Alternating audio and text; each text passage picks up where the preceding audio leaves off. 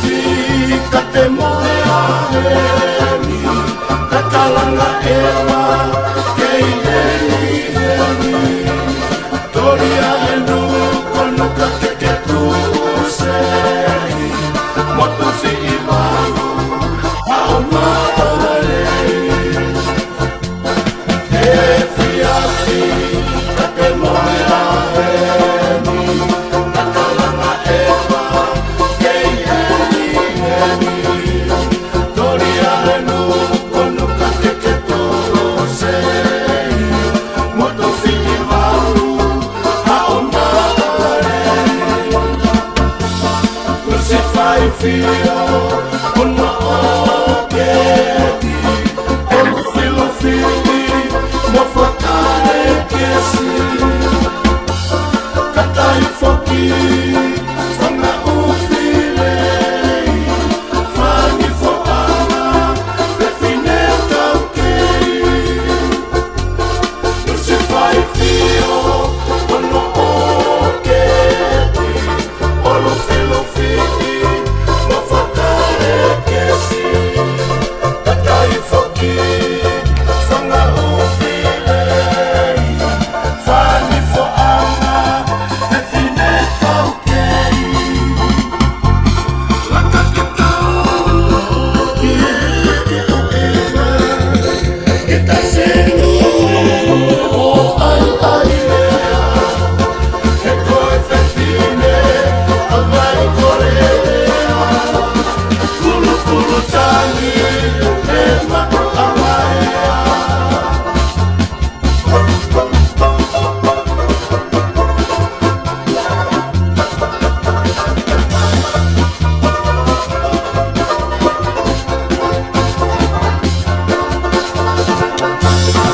salta pure vedi ripide tu atti fare la caue coi fine bene i cai a casa e ne toie che i salto pure vedi ripide tu atti fare la caue coi fine bene i cai a casa e ne toie che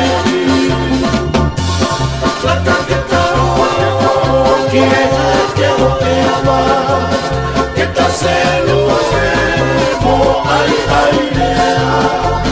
che come fascina poi mai correre kulu kulu tani e mato amaya la kaketau Ko kore ke o whanga mohe ngai whakatapu kotoa pe wha o atu pe meheni. Whakatapu atu kia hou eki ka ma hata whanua, hata ki lotu. Pe pe whoki he tonga kotoa pe kuongo atu kia e tau polokalama ko ia. Whatu whanua fo ou, aia o ku whahoko atu i he pongpongini. Ko lotu ke taitai lele ki motolu pe mi apina. Pe whataonga pe ku mou lele pe pe mi apina. Lotonga e futaimi koini. Ko kāpū iai e he COVID-19 ai mamani kotoa. Pe koni ko atu ki tongana, pe pe whoke ngai whanua muri, whatanga pe ko mou malu pe mou hao, mou ngahi api takitaha, pe ikai ke mou fuho haa ki he ngahi mea koni ko hoko, ka lawa ke mou toa ngai ho mou ngahi whamiri takitaha i apina. I he pongpongini whoki, o ku o loto ke taitale rei, a pi beni pikala ki tonga eiki, lawa ke whawhai maari e taimi he pongpongini, ke hoko atu e tau polokalama ko ia na e whahoko atu aneafi, ke whatu whanua who'ou, aia ku mate o atu ia i he ahoni, ke taitali rei koe piveni ke pongpongini, ko ilo koe aho ake ni malahono ua, ho mou lockdown ni koe na tonga tapu, o ku mou fefe hake ke pongpongini. Malo pito solo malo e mau whakamari kore teipe ke hufanga teipe whatapu koe puputu lahi o koe kakai whanua he ngahi ahoni e solo o wilo o le volo ke pe puputu me kau whakamake au pe ke kau ngau e ofisi me whanke business ku tau amanaki pe Tau amanak pe ma pe kakai mam fa pe poto na fa o na tai pe ni. Ona. Ko ia, ko tu foki tai ni mi e viven ku mahina pe foki.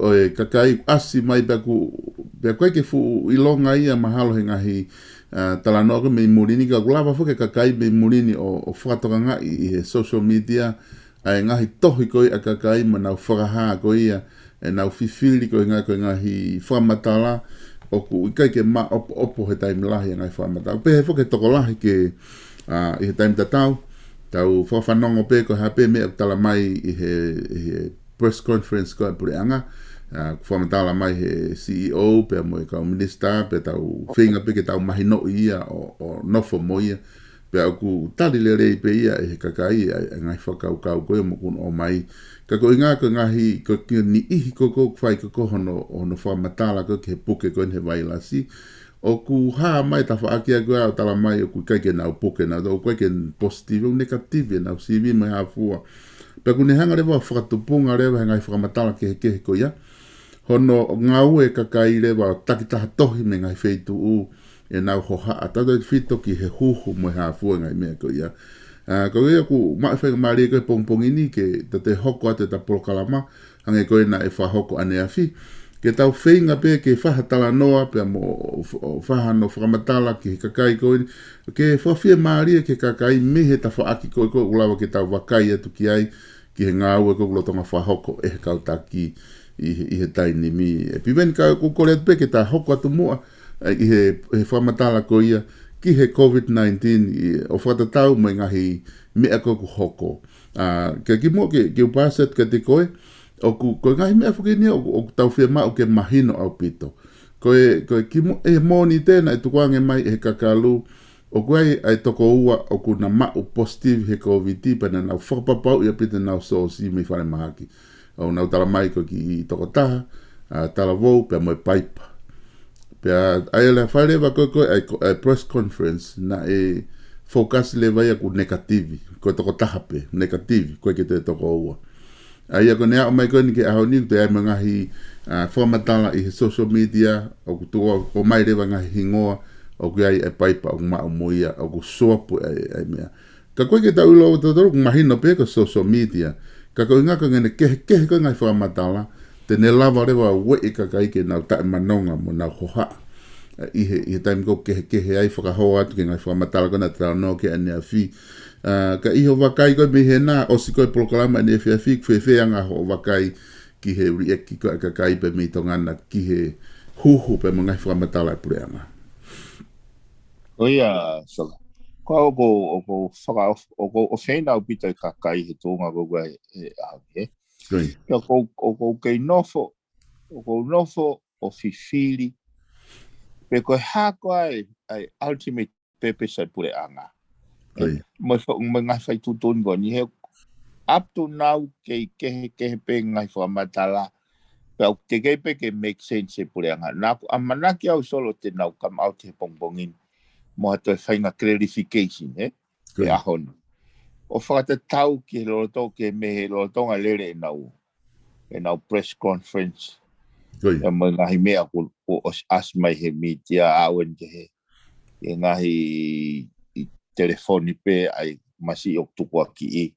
Koe foi enkolo kona koe te li mai pe he koe paipa na e toko ua.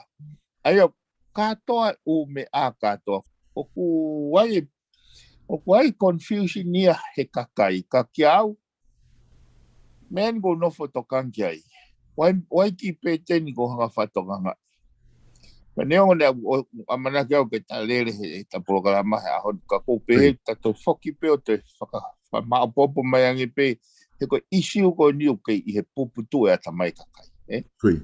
Ko lahi mea tiste he nau fotu mai lahi ono tiste ki nau tol he foi tutun bani ka ko mea nau hanga fatonga and I kind of throw a pattern out of it koe whakaukau koe o ngau e ake foi case koe ni ke whakairifia ia ke kakai, ke lao ke nao o huhu, o vaccinate. Hange ko whai mea ne ua ko lava o piki mai. Me he siasi, taki lotu koe siasi, o lea mai Palestini, ka pau kai te ke huhu, ke kau whaiwhikau, mawahe me ape siasi. O amau nia ke no fosia, o kai ke i whakaapa i, ai foi mea ofa, ai tau ataina ke whiri, ai tangata, he koe foi mea ofa whakautua ia, nei kai peko ha me nei kai peke koe toka te rine oi Karistiane kua loto ia foi. He negai ke to e fu a kau ia ko ilo le me ko I me fu ngo weanga. Talange peke mo o te moala kia. Pena tuange peke na fili. Ko foi tau taina ko ia a u peke tario si su. O kai ke peke fa malohi. Ke alo taria si su. O malanga I pe. Ko foi whakau ko ni whanau. Ko nea ngo I uai mea fu whihalaki. He pesete pe taha a popa piriti te ke mate. Kai humai me kautaki lotu. He foi mama, he foi mahino. Kapau koe foi concept koe o antichrist. Koe foi concept pia malanga he ngahi malae lotu. Pako kai ke amanaki oku tae au sia he Palestini me kau foi whakau koe. He koe whakakau fokia ki mua he second coming ai Christ, ai upehe. Ki mua koe, ko pau ke whakakakato he whinga ai anti-Christ kene whakafonua maman he wickedness. Ai ko mea ko uhinga ko tai uhinga. When you fail to make sense, o classify he wickedness. Ko kuhinga e solo. O ko ngo I au pito. So ko nau tu mai na tolu. Ka pau ko ke huhu. Ka pau ko ke mawahe me apsiasi. Na ku mau ki o ngo me aneu me he taha pe o ke ne loto ke ne haga tu ko disclose. Ko so tu he minister ko ia strategy ke ngawe aki pe moe o ki hako. Ka pau ka ke huhu ka te hugo si, ka ke hugo kalas. Ai ki au, o ko mo I lewa drive peten e foi motive go ni ko ngo kehega. Ai ko no mo ni. Ko au ya ko tuita te veve o na lo ya ki e fonua so. Ka tau I pe ko pe week pe ko pe virus ko ha week positive ta tau I pe. Ka ki au ko no hentolo. Ta way they handle the I fonua. Na tau mua pe ki ne create foi chaos ko. Na kai ki tau mua ya ke contain the virus ke malu I pota. Kai ki na kai ki tau mua pe ya. Tau mua pe ke create foi chaos ko. Ka kuai asenita o kupuri mui. Ka ko venga ben ke hanga troa pe teni. Why all of a sudden ko huhu ya ko is an issue. Kai ke o hange ke whakamalohi kai ke nau nofo he foi whakaukau pe ke COVID pe kui hen pe moanga hono mitigate ke whakasisi ai ene impact he kakai. Kau hoko foi chaos mo ene impact lahi koe ni. Ke driven I kakai he fia ke nau. Kai ke ka koeanga ia whakaukau. Mahalo te ke tokoni mai ngahi hange ko lawe mai koe na wai paipa. E malava ke malava ke mon ko hunga ko kai ke ia hataha ko e ha o me pot ngawe transparent ai man tu ko fata no fo ke atamai tangata ko mo ui ko atamai tangata ko me tau ke he mo mon manu o fifiria ke oreva ke fafi mari ia he information to tonu ko me ena to ton ke fai he pure anga finga ke na ta no mai manonga kakai ta no mai ata mai mai loto a kakai Koi. Mo ni apito biveni e whakaukau ko ia. He ko uhinga whoki o tau tala no ai o lahi ngai mea ko tau whetala no aki ki ai. Ko inga ko kei ke lava ke whakapapau i mai ai ngai information ko tau uhinga ki ai ke tuku mai. He ko uhinga whoki he ko ki mua ko ia ke ko mene taha whoko ko loto ke race he nina e whai whakatala no aki he ki taha o kau tangata toke tā i Nusilani na nau whakahae nau toluia ai whakaukau koe ni. Koe COVID-19 hene fōfua hau koe ki Nusilani. Na e maupe e maupōtahanga na uklava ki ane awhi. Na e maupe haupe kakaia me whoki mai koe ki he ni toko tolu nima, toko wha nima. Pea na e tauhi pe na tolu he kolontini. Kana nau tala mai vai koe COVID-19 na kake fu mālohi whewhe ia. Hono anga ko hono mālohi. Ko hau koe ni a telta ia koe ni hano formu koe ni whika whā, pa tolu pe whā koe ni. Koe whainga kalasia koe ia o fu mālohi pe angunau pēna toku malawa pe ia ke mau kita he te mānawa koe he ea. Koe ngā he koe ne, ko Nusilani he tai nimi o si puke koe kakai koe na e mau. O ku kei aluholo pe ia he community te au tupu pe matolo he aho kotoa o ku nofo pe he te au tupu. Ai una fuafua na toku malava pea ke mau ka pau te tangutu waofi mo taha ko ia. Te lape kita manawa ne te waofi mo taha ko ia mau kita. E whainga mālohi ko ni o ku iai ko e telta o ke vai hange ke COVID-19 hene fuafua form ko ona. Ko whehui fuki o whehui ko he tainimi e piveni. Ko heka ko ka pau na e positive ki tama. Ko heka ko he wakapuna waikalas na nau tangutu whakataha. Ko heka he ha ko na watu ko ki whe o ku tangutu kai ni ina na waofi ko ki kau ko mahino fuke tai nim ne ona ke o mai ko mahino ko kau fai fikau hoke ko osi o mai hana identity ki kakai pe ko ne tu ko ia na na no fo fakataha na kai me hafua ko sto tonu ke o te toko taha o tonu ke toko lahi ai ma u ia he ko fainga ko telta ia ko form ia malohi ene asi mai kai ne tu ko tai ni mi ko ngai me behe o ku fehu ko kakai ko ngai te fito mo oni me ia i ne tu ko mahaki ka ko ke taulaki mo fa matala ko o tuku mai ka ki tongana kai ke ngata kai ke fetaulaki fa matala tuku mai ka taki ko ke fetaulaki mo fa matala tuku mai ka teknikare me medical fraternity. O ku kai pe ke ha me ko whamatara ko na make sense ya kau. Ke hau he ka mai na e no kau ngā sea. Au ke na he ka he pasi wai ka kai na whafona te na form. Pea, o sang ko ya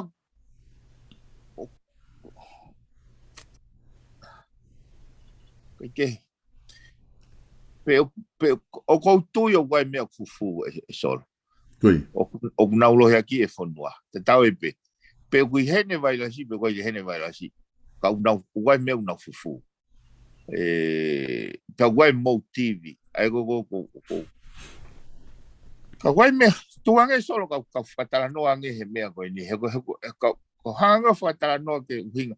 He kulahe ka kai whetu taki mai ka te au. He pongpongini. O unau ngoi, unau pō pula. He hangai fo mani ko ke tau ke lava fa ma opo fa le uluaki ko talia ni me he fare e tau pe ko attention yare ki he hu na fa press conference o kui kai ke fa ko ni stutone ka pau o ngawe aki ai kati hu es a conditions que tiriva mai aka service me ha fai ngakau tape. O spene hanga fuka mala ala fui mea ko ya. Ko foi pe ko taha ko ne lokape. Ko ile lere ka kai ala te ke ala tau ka checkpoint o ku me. La alpeo hiki programa he le tio FMA.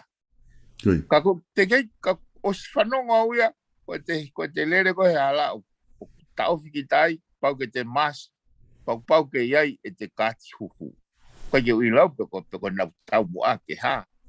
Ka ke hau ia, I completely refuse ke huhu he foi uhinga pe ta o ko te wiri fia o ke mahaki he pese te pe taha Koi. ka ko lo tau ya ke ka mutu ange metafake taha ke usiange ke foi whole process ono turi ke kakai go kai ke nau fie kuhu ke ko flow mo nau tolu ai e ke nga ka ulawa ke mahino i mea koko he ka pau he ikaia ka pau hange ko glau o viri ho hoa viri ho mau e whanau mo mea ke alo ka hange nau a o ni ata mai ton yo o te hua ngau ke mau kai whakataha ko te ai se olei ki pe au ia e whainga whakaukau ko ia mahino ka te au e te convenient ia ui ai Koi. ka ko whakaamo mai ke mahino i ange anga whakaukau o whakahoko whaitu tūne pureanga koe ni mo tuu he su o e kakai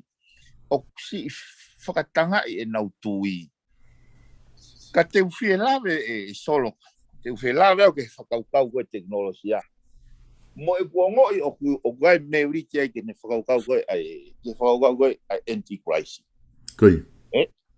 ko nga ke make sense ke kakai ai o kuia e meuriti ai whahinga koe wai nau tui whakalotu Koi.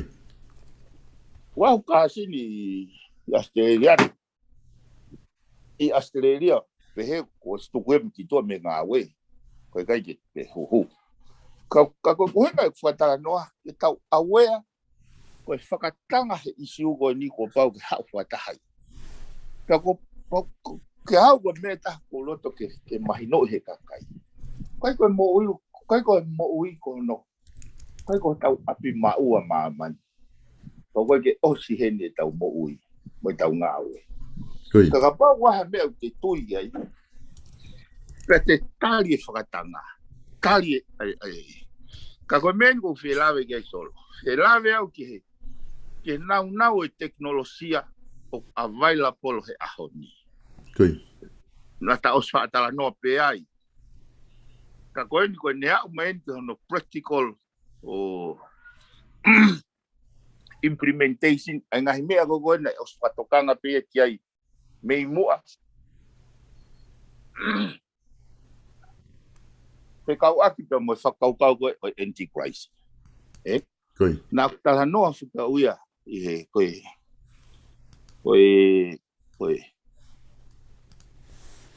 anti-crisis he mau o kau lotu te keke hau e teknolosia koe malanga i koe second coming ai o tua na malanga i mai a he fitungo frutopu te ke awea ata haia ke credit card ko ngahi mea ka do cashless mo mea ko ni alwa ahoni o more practical o ye timing with the advancement of technology Koi. pe ko ile ko kuhinga finga ke hanga mahino e isiu go ni he ko ke uhinga lele ile taimo ko ke uhinga lele ai ai foi mo por anga ko me go urinde e whakaukau o kuia elemeniti o quai affecta me tua pe koe ha pe quai affecta me tua una nga force por anga que não fai foi whakaukau ko ni with the compulsory vaccination o koe ka whakaukau e o hake pelo i tongan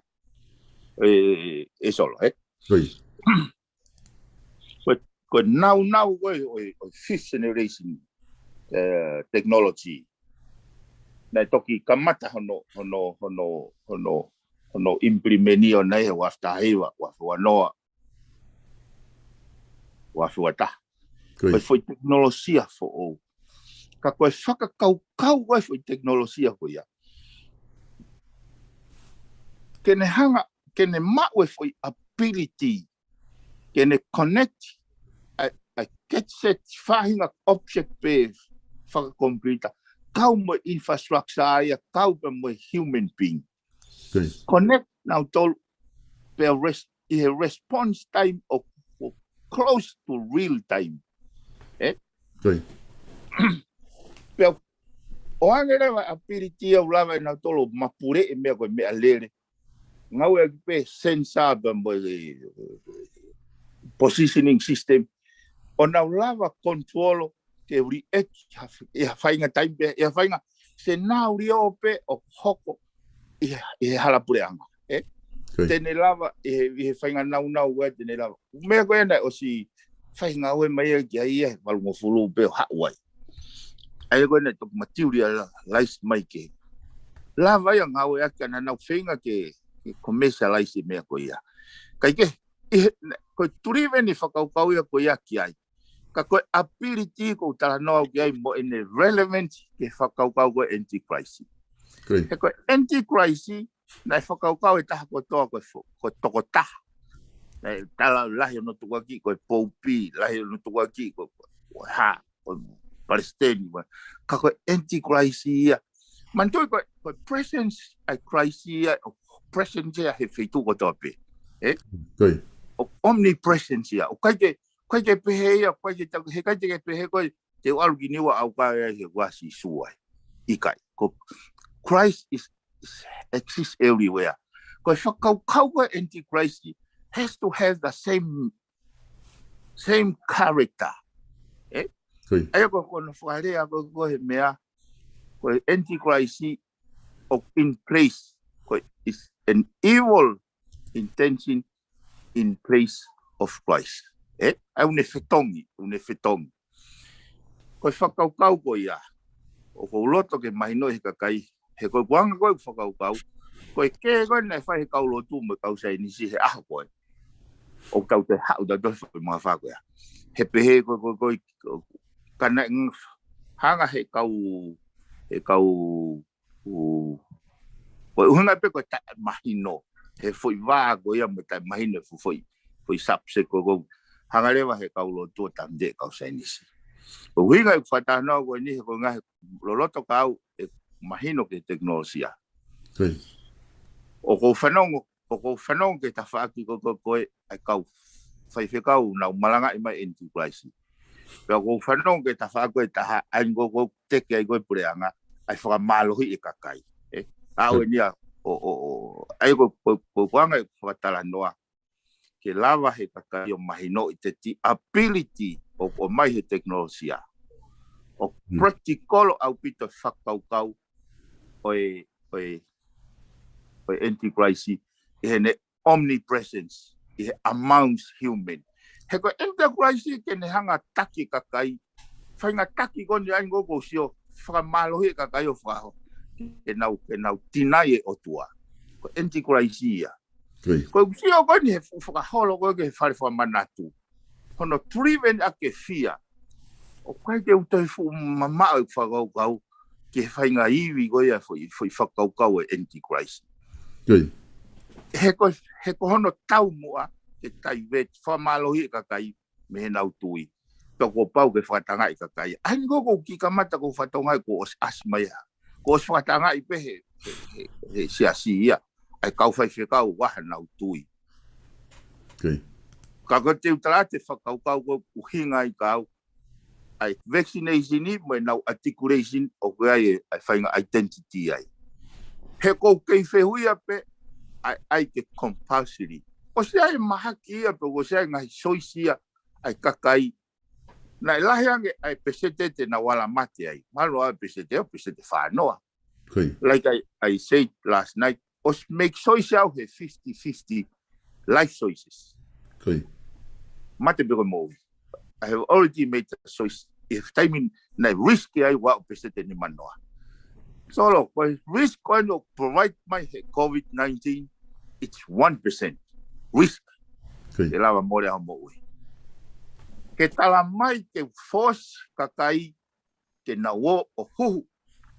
Because there is a life-threatening disease ko pesete ta. O femau ke te aves kau tamaga siwi a mapa e so. Kai peke make sense. Kako uhinga fo ta noa. Mantu ko iwi ko ngahi ko tau mone lau. Ko tau sino mo kakana. O fai he. Ko ngahi iwi ni o ko pehe ye atakai. Ko uhinga fo ke fatala noa ke vaccination ni mono articulate he kau fai fe kau ko foi kono formalize ai ngau e antichrist ke nau hanga identify ai mea mo i ko to pe la mama Kei. au ai tangata ko winga ka nau lava mapure ai foi mapure i ko o ko tonga fai ko e hivi na tatala no ai ko nau ia o tua e taimi o hoko a whainga mea whatu pake ki a kita whawhoi tui o te ngau e si mea maari e kua whihe mea maari e kua rea mai mea maari e ho awhi mai koe nau ia ko o whamatala kai tangata koni ko Einstein is how God wants to remain anonymous Kei. Tai ka paurewa o absent ai uhinga lirei ke tau fose kakai koe mea ko pehe ai o kuia i rewa ai meuritia ai whahinga koe wai nau tui whakalotu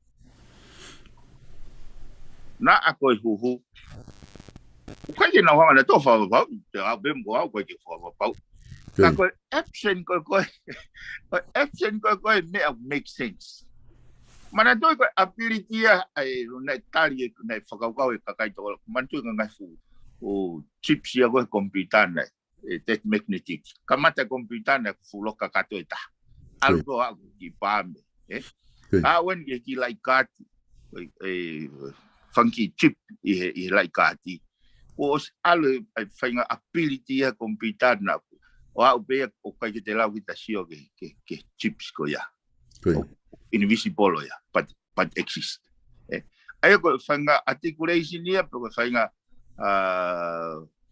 whakafuafua ia ai kaulo tu mehe nau mama mehe te kai ke ufulau te wiku te alpo te wiku pe kia ye so kos o mahu inga kau he tawa o mai ke foi mga whako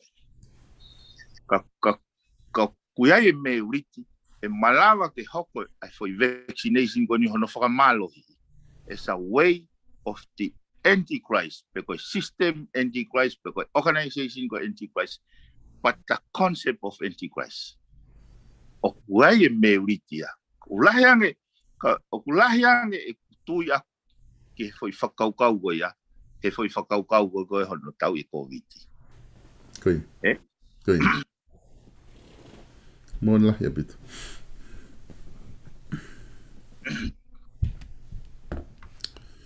o mahu inga fuki solo ke lava he pa time tau to ton ke ilo he kakai po pe ke fatanga nau tari fatanga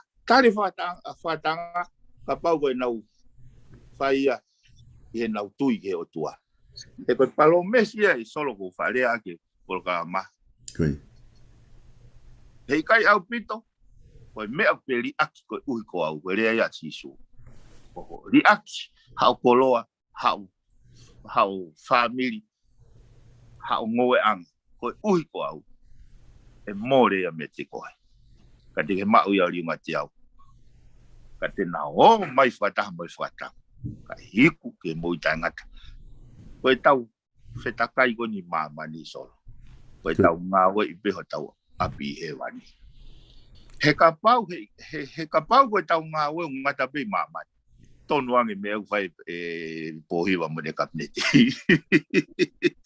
tau tatu ala pe mo tata ake lai ta apu fai tu tun pe na to ke nau mau pe ono le rei mamani o stonu ange nau tolu ia ka pau koe angai whakaukau ai kakai koe tau ngā we ngata mamani tau tonu ange foi fonga koe ka pau koe mama kai ko fai kau o ke malanga si o ya ka mahino pe a ke mahino ai whakapuripuri o whakatupo e universi o lava o tu e lava he kau fai kau ia whamatala i le yang ai whakaukau o ia e wa meu na wako ai ka ki au experience ko aku mo wausia me ngawe aku mo fekomi ngai teknologia o kupuri hono nau ko ke lava sio e mata naked eye tangata ki ai koi o hinga e lava fa fetau laki e foi mga fago ni so ko ngai fokau mone pito piven paku mahuinga pito fatala no go ke hanga o mai toto fito heta faaki ko ia teknologia ko madol go ke fu ilo lahi ke teknologia ko sio pe mamata pe fu matore ngai fai wa he hono ai ko ai fangi chip mo fangi me ai ki pe he ka ku alo fo ka ko tala no ko taunga otu na tolu ia ke ngai senturi ko ni tai ni mi ko taunga unu tolu ia ki he ki te whakateknolosia ange ke te ai hafu mea ia o whana holo mo mea malawa pe ia ke nau scan pe na tola whai ngā kouti pe ia i kakai ange koe ku tala no e paku lahe kakai i murini hotau kai ngā tonga ku nau kamata e nau tala noa ia mo whekumi holo he ngahi whakaukau ko ia ki e whakaukau ko ia koe hu mai ene Antichrist i he hono whamalohi i ko ia he tapliu e te o e huhu o makatuunga pe ia i hono tala ko ia o kai ko pandemic ien he koe kia o mate ia pe se te taha aia ko foi te fito i whakau ko pa ko moni mea koe kia lawaia o whakahalaki e he taha o i mamani ko toa koe kia o mate ia pe se te taha ke ta ui ko pandemic ka ko whehe ui ko hea ku wai ki ai pe hange ko ni ku hoko i tonga he tai nimi e whata no ku ke whai pe ko tu ko ta no mahu inga ia ki ko tau ka inga ke whai hawa kai ki ai vai beni i ku na u fe ia foki ko inga information ko ni ku lava ke leak mai ki Facebook ko mana tu pe ia ku hange ko tau lau te tau feturi pe me teknologia he time ko tau pe ko inga ko pau ke tau turi ki ai he kai ke tau alu whakataha mo ia i he time lahi te tau tō mui he ngai mea lahi ka ko pau pe ke tau tokanga mo tau whakakau ka ngau e ko tau ata mai lelei ke lava ke tau talanga hi mea ko hoko i ho tau atakai. O hange whoke ta puiko osi piveni na ku ki men simo ke ta proklama e te whoke ilo ia waha pakapuna alo atu o mau ha COVID. Na ki men sina te ta proklama he wiko osi ai e whetu utaki na kumau me he medson o na o talamai e whai ki temo lockdown ai pure anga. Ko whakahangia ka nau tolu i he wiko osi ko e whakaha ia he pure anga whaka ia nau tolu pepe ali ki mai ki whamatala e whai ki temo lockdown kana kai whoke fu uhinga ia ka tau he taime na te tala noa ki ai nau ki menshini ai he kutasio atu paka whe taime whai lockdown ni o teo whai whiri paka ose whiri ka tok whai lockdown ni koe ke ilo ko hai pure anga ai na ke fu uhinga maari e ki whamatala ka na ali ki ko ia i he ospeko ai ospeko ni ai waki konferenisi ko he whalaite tala noa ko kui ai case i tonga, ko ai COVID-19 i tonga na eliki melewa ia ki he media i he e whiawhipe ko ia ai email ko ia ai CEO ko ia o potunga mo ui na liki melewa ni email ana ia ki he media tala mai e whai lockdown e whakotu ke kabineti ke whai lockdown ni wiketa aia ko e foi lockdown ni na asu ha uia ke media social ia i falaite toko nak sapate pe toki fai ko e tau conference kon he monite o ala tu pe ko me ape ka time la ko nga ko tau ka nga ke na usio pe ko nga foke foto tala noa o gwa nga he me ko ha he social media ka te no pe o fora mau i fora lele mo hoka pe nga hito dite de lava pe o frafeta ulaki ki na tolo piveni. Oh yes, that is an excellent piece of information na kito chipin mai Afrika ko mai ko metson. O manatu ina ai mo frafehu mai pe ko ha me o fe fok aga ne utaan. Ma ko ta programa ta wa. Programa ko ke ko osi ke fai me. Ko osi ya. Oye. Ai ki aureva show ko that piece of information of tokonia ke tahanga o put the dots together. So na osiai pe palania somehow ke fai mana uhinga pe ke lockdown ni hange haki ko menu o ata mai kau o famatala ko na e so ai me ngo nui ko diversion politics ko fonga fuga na fai hitila fai kana peheni anga na ko ne kamata pe ko ke te ai mai o hange asi na unpopular na wo fai le ha foi me ke taiwete tokanga ka kai Kone fai la mea ko ia. Kone hanga ia tukua ki e kausiu. Koe uhinga e tō lalo wha ekonomika a sia mani he ose taulahi o no uruaki. Koe uhinga koe hanga he kausiu o to e nau ngāu. Ta foki hake rewa kausia mane ia to e nau pride ki ho nau whonua o tau whihia ki he kausiu. So, tau e ua me osi mea ko ia o nau behind katoa na to ia Hitler. Koe nau believe ko no solo wa misfortune ya sia mane koe nau claim e world power. Ta mo no eliminate kausiu me sia mane.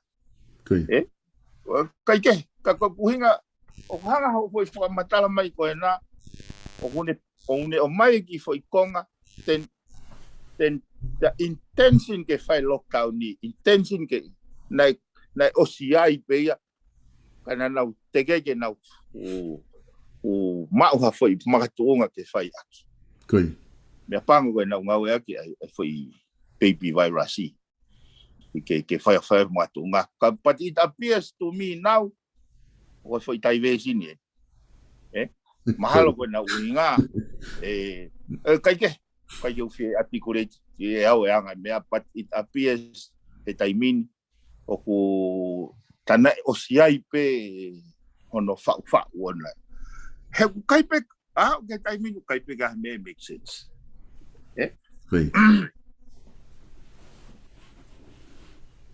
kai ke hange ko ni so ke ta ngai me na campaign ya ke Trump ko uhinga lahi trucks mo crimes i America ko cross mai ka Mexico he porta pani ngau ele ke vai te ulanga e fu a one throw ale vai interest ka kai ki ai kana really behind him hange ko na fa about taufi de me go ya na ko kuanga fa malo na fa kau ke ai o pe o mai ki vai la si ko na lot au pai kon ko mate ki vai la si ke unha ke really ka kai na to te o fili fa ya me pe o so ko to ki ai mai ko me medicine it was completely independent o kune articulate mai ko ai palania ke fai ai ki temo lockdown o kune o mai foi important piece of information que taulava kai ke ka ko uhinga fo ke tau tano ata to me he articulation pe me he tausio ke ngai me o unfold me pango ko kai ke lava he pore ngao tu mai o fama o popo ngai fama talaga lau ke fe mari ka kai pena me ifo pe fe mari ka kai ke pala na umereni pala mo na ngowe mo na westa polo ifo pe ka pau mama na wata mai ko al mo puputu tola ko yo ga ilo masibo fe anga na o mon be glawa kono tulite ka kai so ko foi mene ta solo ke mahino ke ka kai kawe ki puleanga ko ni he fa fe paki time ko na ko re to ta pulaki ke ta ha mo ki fa le ifo ile ko ko ni sutone ke fa foki mai dignity fa o tua ai ka kai tonga ile ko me avare kawe ki puleanga ko ni hono fa fe paki ta mau sai me mato me avare sai pe tu be ui pe ka kai ko me avare he ko vare o ke pe solo ai ai it appears to me una autorite ka kai ko vare he foi me lau whakau pena tau te nau ken manipulate pena o tore ata mai ka kai ke ko awe ko apili au ke ata mai lere ka kai so o ngo ia pito o feina o xio ke fainga manipulative mo no framaloi me pango o ku fao fa ni afio fa tu don bene afio fa de tau be limited information of provided me foi se kologo ya tau o ku tau he foi mga fa tu tamak ta dol hene mahino mai gon gau ai ki foi information be gon am ke ai mai me ki email ai mention it answer a lot of curiosity tau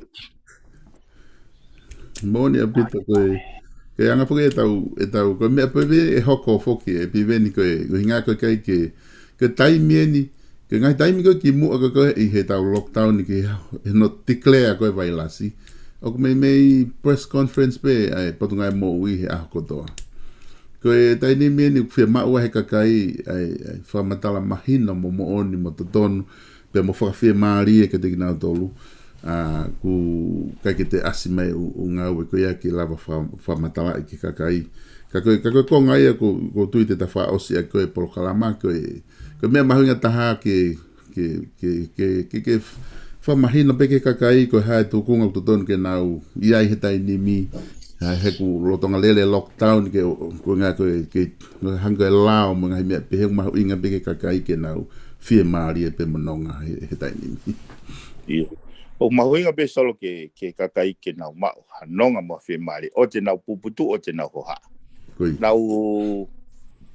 nau tu be nau tui tala ngofua be ke me ke todon ke nau tala ngofua ki ai kan nau amanaki pe ke nau o mai a tavalu o whakapoto e nau whiri ke au he pio ke he foi wahatai ngoni nau lau ia ko foi pressing in disguise ke nau lotui ai tau te whiri wani a tāwaru. Koe kapau koe whahinga pure anga ini o nau whaam ki ai. Koe kabineti o e ahoni. Kia nau hanga peo te whakafoku bebe mai pe nau tolu he a tāwaru.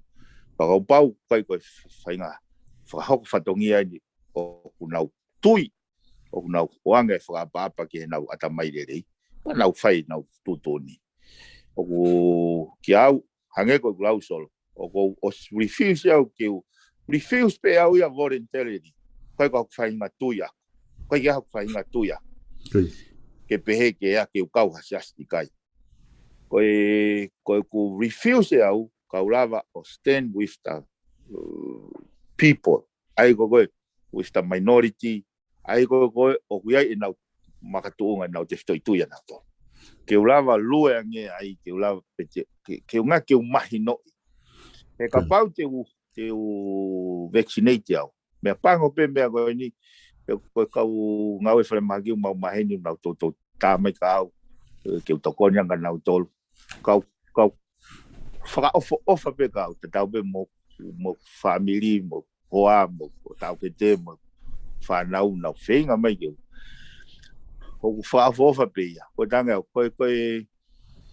vaccination ia no doubt e to kon ko mo ile rei ka ko elemeniti ko hono fa malo i o gai me ko suspicious ya uya and I wanna take the I love to hi ko mata pa fasi te ko felo ia mata pa fasi ke si o ke loloto foi hala fononga gai fonua ko fonua man fo alufua ne tu wo he ani ko kai yo hanga ai ke pehe ke fai pehe ka kai hange ko fakau ke au ba mo ne na tui falotu na conviction falotu fai pehe o te na to ai ke pehe fai pehe he ke au o amana ke au ki fakatanga na wange ko lau mo ne lau ko a Mandela ko on hopo ia ko pe Mandela ko ume eni na loto ke mo ui a society where every person are equal kakapau ko hame ia ke mate ai he is prepared ki ai he is more than prepared he ko kau freedom fighters ia ko they place their lives on the line ono uhinga ke lava te ke he ko advancement in medical society matunga ngai life choice ko ya kau politician to kau statement ko si foki kakato ke mau foki kare e solo uhinga e hiko ni ma ke kau he candidate o tau ni me tanta fito Koi. O si tukuange au pito. Hok si no ke mea ngau aki he kakai. Ka lau maria ko ku iau. Ke hoko ko ha voice ke kakai wa ke hana voice. Wa ina lawa. Ke hoko ko ha malohi ke kakai wa ke hana malohi. E whakaukau ko ia o meke au e position. Pagos e pango pe o ko ilo pe au ia kau hange o ko tu iau ke foi lau ko niso. O a pito te whakaukau ko ho ri aki ai me au ke comfortable ai. E alu tai whatoanga. E tai hano tapuaki, tai hano biwati. O hange pe ko mea lau te ki. Koe o whalo to lahe pia ke kakai. Pau waha tui. Pau waha mea koe. He kui kai koe osi koe ngatanga nia mamani. Ka pau koe mea te ke mate ai. So be it. Because he tau ngā ue koe ngatai hei. Moni a pito. Pimen koe, o koe ki whewheu e ua ki mua ke ta tuku he aho niku. Ki kore mai ka inga ke ki whakakau mai nā tolu he tala noa. Koe ki whewheu la ki upe he mai koe ka pau rewa e au ka taimi nai a tongana ki he tuunga ko ia ka pau e kai ke te huhu pe te puke he kai ke tari he whare maha ki ke ave kita ki ai o whakatokoto. I expect it to happen. Ko taha pia ngahi nau e whakatanga so. Koi. Koi. Ya koe mea ia, is a life choice ia ke kakai tui. Mana tui koe nau e tangata solo, e nau i volope. Koi. Ka koe makatunga he nau association ba moi otua. Koi. O uhinga ai uhinga katoa u ngahi mea whamolare o mo ui moi anga e whahala whanonga. Ka ie. Koi. Koe mea koe ke whatanga ango ko asmai ko pau ke koe he ako ko pau ke alko. Mea koe o whamatala pia mahalo. O whanonga pia wahi no malanga. Te kei te whoko lau. Ka koe hanga he mea koe ni solo te alo lau. Pea kou tua i maari hata te tala noa tau he koe isi ua ya. Koi. Onem. E ka pau tau peo whakiki i whare hopo. Koe tau pranoa na wako na tole de son koe ia. Pa na ngau koe mea umawe na pretin pata. Pa na osi koe ia. O osi koe ia. O ko moni au ba. Whewele vai tau kau kai whekau koe. Kaya meu whakata. Kau tuloa interest lahi te au ke alo lau e mea. Te koe anga maune koe uia koe pei hako. Koe tui whapoi kare. Mo tui whakalotu. Wana iki mai pe. Me taim nau ke yako ai. Nau whanongo pe ke malanga a gris whekawak me mea whapoi kare. Kanega ki uhinga kau. Whanongo pe ke malanga. Whaatake au whine i gige lau toi whaasapate. O kanega ki uhinga kau. Ilo uhinga kau tō mea kau e taim. Teni. E ilo. Koe angai whakau. Mon lahi a pito. Oku paguseu sai e tainimi alo pe taimi mo tele o lahi mai ngai me ko la te frasa bate taimi ko pimen ko ki fei fra osien ki mo ke tatuku ko tu ko ta ko fei ko ni ko stala no lahi pe i he mite sociale ko fei ko ni pe he ko ki fei ke pimen fe ka pa na fra vai pota ho mo laka mo to tangi ke fra foki mai ka kai pe me fisi pe hua to vai la si te mo fe ai he ahoni. Koe, te ia koe nane ai mai ka te au. Koe. Ko tai mea ko mea kau whakea, mea koe solo whape, ai ke ilo mea ke kaipa ke taku mono ko ngutu. Koe te ia koe nā uilo ngai na ilo ia kakanu te tangi. Koe. Koe tohi tangi, it's all about leaving no one behind. Koe. Hala whanonga moi ko ni pau ke tau alu katoa, inclusive growth. Ke whakakau i mua ai ki kau stranded koe. Na os whamatala i bea wen solo katua leo ke te whamatala. Koe whahenga koe na stranded i fisi, na mau pay particular attention ko no hinga he puri e kina ki nau tolu ai. Na nau whenga mai na tolu me Amerika hau me se Slovakia hau. Nau mai o koe nau fo i let whakausi ke o mai ki tonga. Nau staka o no fo hotele ai. Koe. os e nau whanki sirini, na nau tō mai o matokoni, hono tōtonga ke nau hōtere. Koe mau position koe ke whahinga koe ni ke pay ha special attention a pureanga ka nau tō. Koe. E whakakau koe o i sipi e taha mo sipi e hiwe hiwa solo. Koe. Sipi e hiwe hiwa neongo na maa popepe na toi loto a. Kana e whiri a tau sipi lerei ke lue komi he toafa hifo he te rea. Kaka he mou. Ke ne whakafoki mai ki sipi peta. Lau maari e nei whae. Na mau pehe, option e ua, o toton ke whakapotapoto ai whire preanga. O no whakafoki mai nau tolu.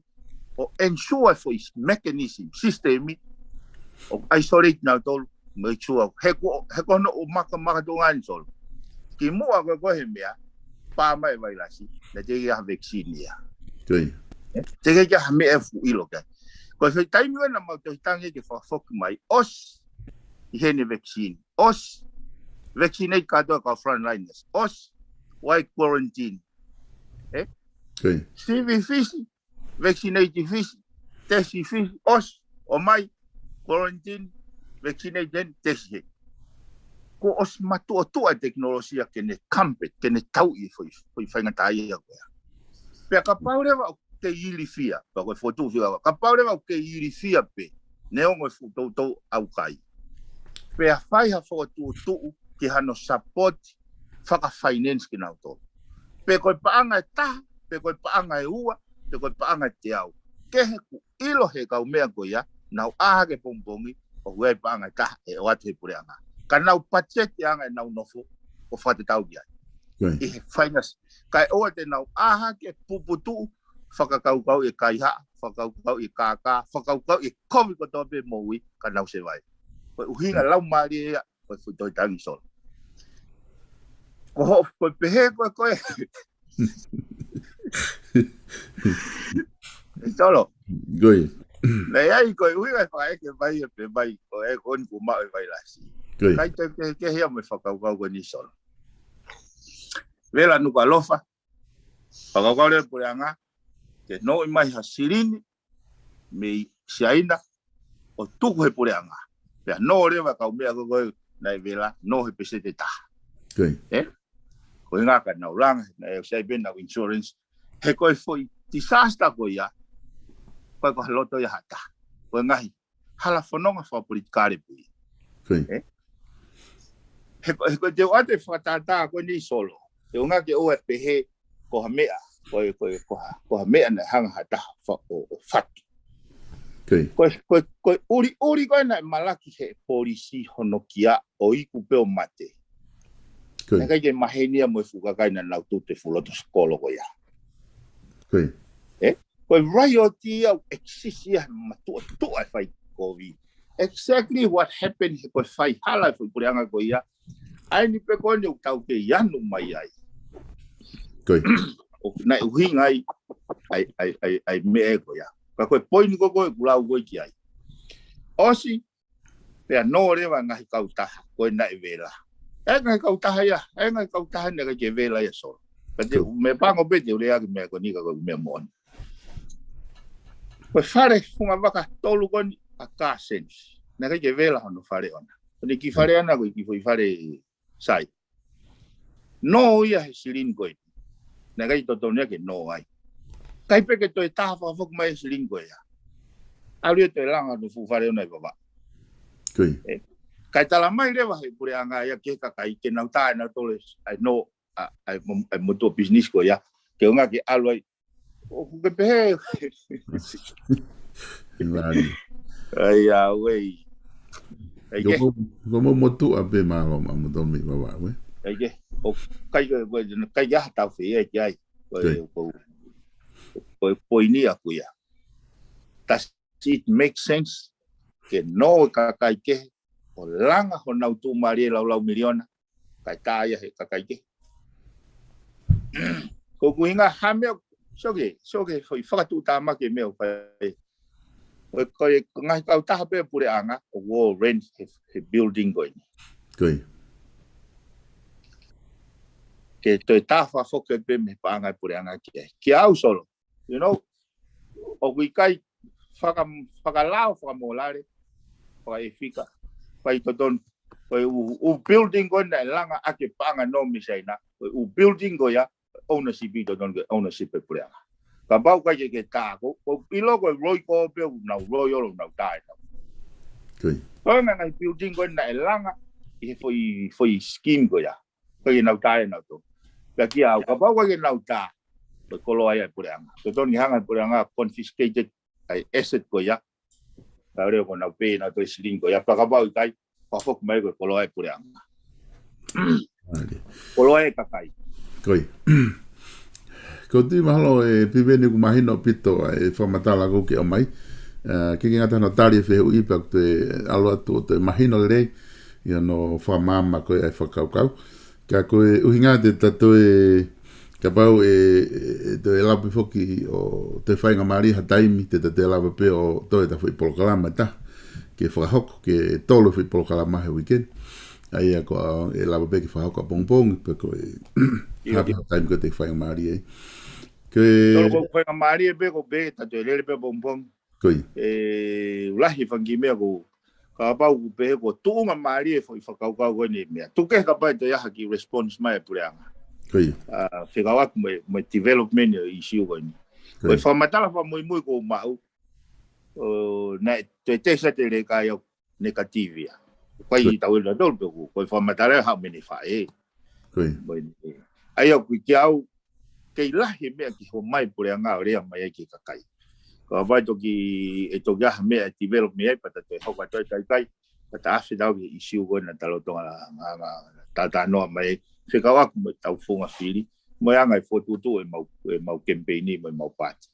Koe, i murini whoki piveni o kuai ho haa o lawaken ke tāna ke tāna mene whae e ko taimi ko hoko e ngahi mea pehei murini o ku ngā ue lewa pure anga ke awe haka u psychologia poko ngai kau tangata ke tala noa pehe telefoni poko haa mo ki toko taha koe koe tui ko no tala ko COVID koe fuafua COVID a tonga koe ka venga ma mawhai ku hiri he ki tala poko ni i he tafa ako ia paupe e maa paupe e loma he kakai ko hangi ia hafu mea whakai rifia ka ku toton fo ke toka ai kina mo tafa ako ia ke ua na si a me hoko ke toko taha ko ia ka ke koe anga ia e whakaukau ka ku te oat peka pau te ahamete ke wha oski ai kai te toki proklama pongpong ke toki announce pe taimi i he taimi te ke whainga maari ai.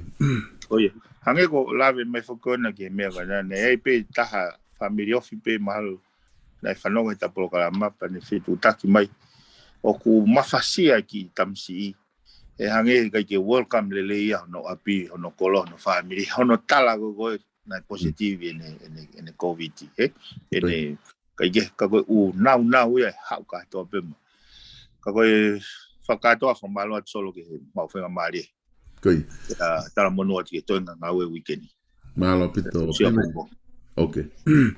Malo pito e kainga ko e lava ia mo proklama ko ia i ahoni fatu whanua fo ai a ko e hoko atu e matalanoa ko ni i he isiu koine o COVID-19 pe ku whamalo ke piveni piukala ki tonga ko lava ke whakataataha no taimi ke whahoko e tau proklama nga maheni ko atu mau pe i he purelulu ko toa pe ai fatu whanua fo ai e to e hoko atu pe proklama pongpong ai fatu whanua fo ai ko e tahaia ngai firma o ka sponsor ke valere foi programa tolu i he weekend pe ko ia e whahoko lewa programa fika tolu a pongpong ai e whahoko atu ai taimi a muiange ko ha e taimi toki atapi veni ka pongpongi te matoki notice atu e tau taimi programa ke pongpongi a whamalo lahi atu ke te motolu ko toa pe na mo tokoni ko toa pe i ngahi programa lahi i hono sponsor ko e tau programa fat fono fo pepe ki te koe ko ia na mo loto ke whalahi tau programa ke programa tolu i he weekend ni pe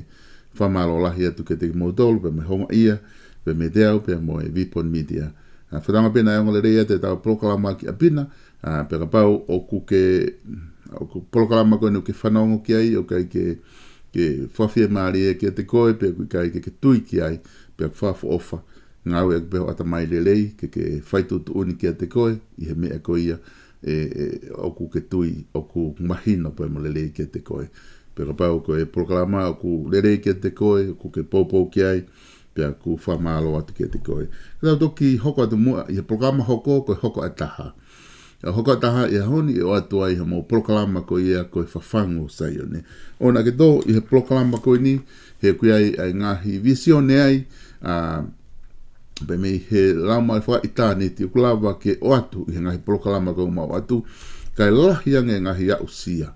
Ngahi a usia ko ia i he tokoni pe me tataki ko ia e lau maari e, pe aku whawhea naki ke tuunga ko kua e tau teu whiri ko he ahoni, i he teu koe ni e tau whiri whare area. Ko e programa ko ia aho ata i he taha, ko e programa ia pe mo whaifkau, sa resi waka, pe me sene au si terelia. I hoko ia ai taha. Ko hoko ko ia ai wha i he whiawhini, ko mo programa nga mahe nia whaka hiri wike, pe mo palofesa i no ke huakau, ko e tala noa ako mo politikare. Ko e tau ngahi programa ia toi ki ahoni, pe aku whamalo lahi atu ke te motolu, ke tau toki whelongo aki.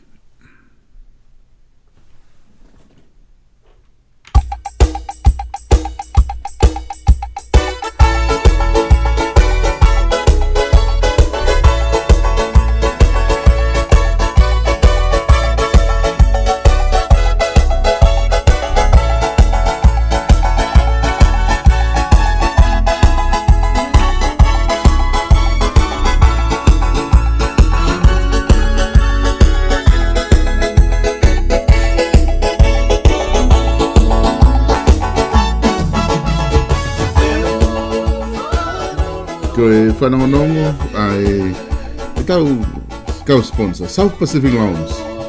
O ku whamalo la hetu ki South Pacific Lounge e ngahi tokoni ko toa pek whai i he sponsor ko e ta ngahi programa ke kehe pia ni he Vipon Media. Kau ke whia mau no, whia mau paanga whawawave i o kalani no silani. O ku ai wa ai ua o South Pacific Lounge i heni, ko e wa ko ia i he Cavendish Drive i Manukau, pe mo waa i he Mount Wellington Road. O ofia tu pe ki he Countdown. Ka ku whima uha o Seniti whawawave, o na te hanga kehe pe me South Pacific Lounge. Tā i he telefoni o i whamo ui, o ke lea ki a Stelek Tupo. Pe kataha ka unga awe, i he noa valunge au, valu, hiva valu. South Pacific Lounge i noa valunge au, valu, hiva valu. Ko e tau whare wala ko ia i nuk alofa, neonga o lockdown, ko e ki te whakatau he dainin, ka hiri lockdown, o ku ia e uta fo o as Page Fashion Store i nuk alofa. Te whakaonga tu pe taimi ko ia, ke meangai o whakatau ha whahinga wala be, i he kautaha wala ko e Page Fashion Store, hanga ki he tau mo te au building i nuk alofa. Manatu, ona ki alu kia he ahoni, he kulotonga lockdown ni atonga tapu, e toki foki ki ngā we, ai ki wharekoloa i he wiki kahau, ka whamalo i tokoni whahoko i kautahani. Ka Faustina Construction, pe mi Amerikalahi, kautahalanga, ki ha whahinga ngā we pe, una tokoni e tangahi proklama, te whoni kia i he walu no ataha.